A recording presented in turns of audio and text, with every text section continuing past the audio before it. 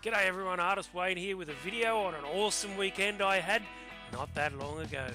On Saturday morning I met up with a big group of Sydney adventure riders at the Hawkesbury River, and after a quick coffee we caught the ferry over and hit the dirt trails that headed to St Albans. Michael did a fantastic job creating the event, and after regrouping at the Settlers Arms we headed off through all that beautiful commons land that winds its way beside the Macdonald River.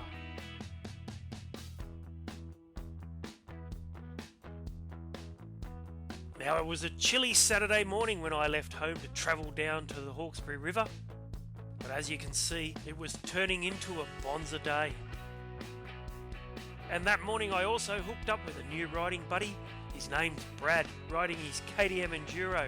We met up in the Wattigans and had a wonderful, if not cold, ride getting down there that morning. Every now and again we'd regroup for a chat and a laugh before heading off and making our way up through all the twisty bits till we finally reach the road that heads to the Ourimbah pub. From there we turned right, headed up the hill and through the Wattigans down into the beautiful Yarramalong Valley, and that's where we stopped for lunch. After a great lunch everybody went their separate ways, and 4 of the boys accompanied me up Bumble Hill and into the Ourimbah State Forest to have some fun. The Ourimbah State Forest is located at the southern end of the Wattigan mountain range, and it's just west of Wyong on the New South Wales Central Coast, and I love it. It's compact, but it really does have everything.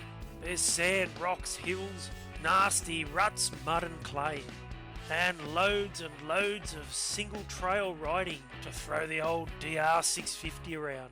In fact, the following day I was about to find a whole lot of new trails, care of a new local riding buddy. I had a great time riding with these 4 boys, but like all good things they must come to an end, and we finally made our way down the mountain into Palmdale, and it was just a short ride for the boys to get out to the freeway. And for me, well, I was already thinking about the following day. That's right, Sunday's ride was organised by Robert, and this ride was quoted as having fire trails, singles, sand, rocks, hairy women with bad breath, pumpkins and dogs, and everybody was welcome. Robert was riding his 650 V-Strom and testing how far he could push his new tyres, and we spent a great morning riding through some brilliant trails and tracks. This is the sort of stuff the DR650 and I love. I just can't get enough of it, and it was great riding with someone who obviously knows all the trails. And Robert also had a few mates riding with him today. Greg was on his brand new Yamaha WR450, Gary was riding his KTM 640, and Colin was riding his blue V-Strom with road tyres. And when we reached Three Ways, we met up with some old riding buddies from Sydney.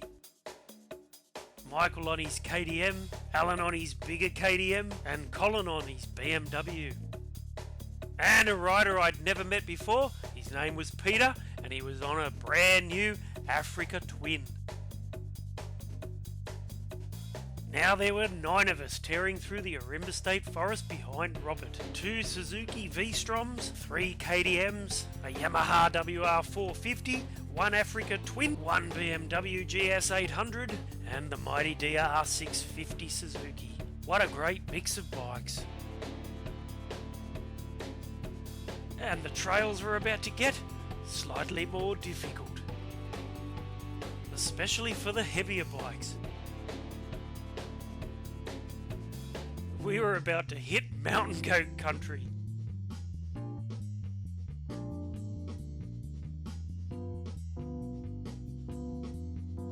And look at Alan on his big KTM, always the gentleman. He didn't want to get too far ahead, so he laid the KTM over and waited for me to catch up so we could ride down the hill together. What a great bloke. He also carries an assortment of bolts with him, so if you need to repair your bike, he'll sell you one of those at a small cost. Now it wasn't long after this that we lost Colin on his BMW. When he came out of the next section we rode, there was no one marking the corner, and he took a turn into the deep, dark forest where only the blokes on their chook chasers dare to go. This is definitely not the place to take your Beamer, Colin. But he had managed to turn it around, and when Al and I got there, it was stuck on a small tree stump.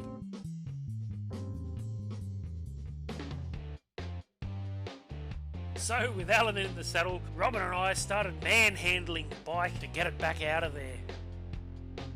And finally, we set it free. There was only a little bit of minor damage to the Beamer. Her rear brakes were no longer working. But that's why Alan carries a bag of bolts, just for this kind of situation. Alan got it so far up, but when it got to a point where it was a little more difficult, he just got off the bike and ran away. Or maybe he was just moving his bike out of the way.